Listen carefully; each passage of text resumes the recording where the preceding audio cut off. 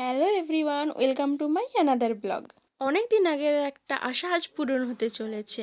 যখন ক্ষীরপাইয়ের বড় মায়ের মন্দিরে গেছিলাম, ভেবেছিলাম দ্বিতীয় তারাপীঠ যাব।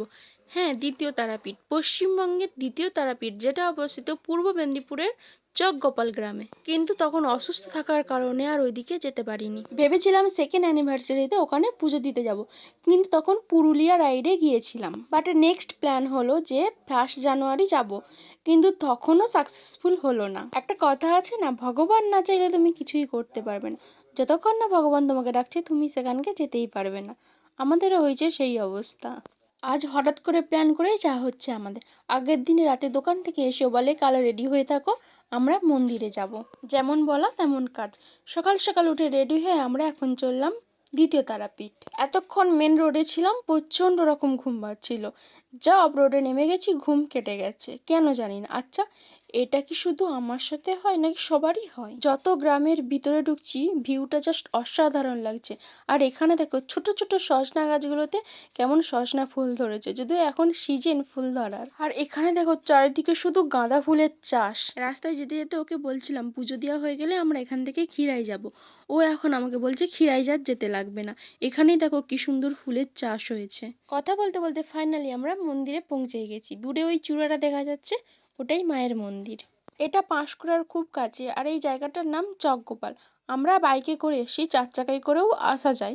পাঁশকুড়ার দিক থেকে বা ঘাটালের দিক থেকে যে দিক থেকেই আসো না কেন, যশোরা কালীবাজারে নেমে টোটো ধরেই কালী মন্দিরে আসা যায়। এখানে জুতো মোজা সব খুলে পবিত্র কুণ্ডে হাত পা ধুয়ে তারপর মন্দিরে প্রবেশ করতে হবে।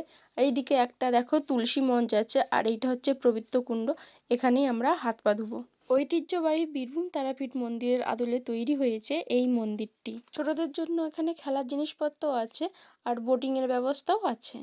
মাছ দেখো, কত মাছ, মাছগুলোকে খেতে দেয় বোধহয়।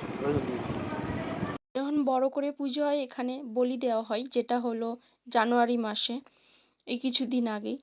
তো এখন আমরা পুজোর ডালা নিয়ে নেব। এখন ফাঁকাই আছে, সকাল টাইমটা মনে হয় ফাঁকাই থাকে। এখন আমরা মন্দিরের ওপর উঠে চলে এসেছি, আর ওপর থেকে নিচের ভিউটা দেখো, জাস্ট অসাধারণ লাগছে।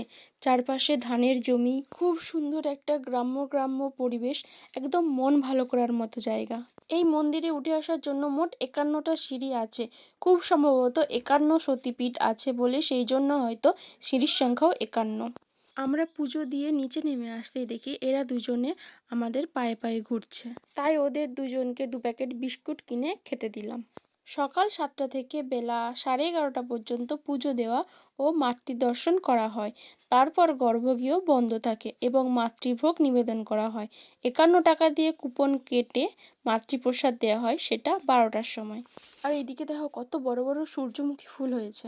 তারপর দুজনে ওখানেরই একটা দোকানে টিফিন করে নিলাম। এদিকে একটা অশ্বত্থ গাছ আছে, যে যার মনস্কামনা জানিয়ে এখানে ডুরি বাঁধে, আবার সেটা পূরণ হয়ে গেলে খুলে দেয়।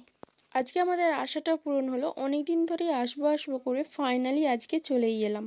তো আজকের মতো এখানেই। ব্লগটা কেমন লাগলো জানিও, আর বেশি বেশি করে লাইক করে দিও, আর সাবস্ক্রাইবও করে দিও। টাটা।